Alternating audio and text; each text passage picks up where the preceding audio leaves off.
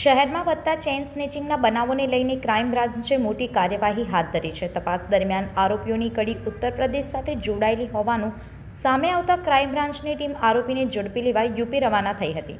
સામલી જિલ્લાના પ્રતાપપુરા ટોલનાકા ખાતે ક્રાઇમ બ્રાન્ચના અધિકારીઓએ ટોલ પ્લાઝાના કર્મચારીનો વેશ પલટી કુખ્યાત આંતરરાજ્ય બાવરિયા ગેંગના સાગરીત મેજરસિંહ જોગાસિંહને ઝડપી લીધો છે. તપાસમાં ખુલ્યું છે કે આરોપીઓ યુપીથી કારમાં વડોદરા આવી અહીં બાઇક ચોરી કરીને ચેઇન સ્નેચિંગ જેવા ગુનાને અંજામ આપતા અને બાદમાં અન્ય જિલ્લામાં વાહન છોડી દઈ ફરાર થઈ જતા. આ કાર્યવાહીથી શહેરના 3 ગુનાનો ભેદ ઉકેલાયો છે, જ્યારે અન્ય 3 આરોપીઓને વોન્ટેડ જાહેર કરી ક્રાઇમ બ્રાન્ચે આગળની તપાસ શરૂ કરી છે. સંવાદદાતા સાથે અભિપ્રાય ન્યૂઝ, વડોદરા.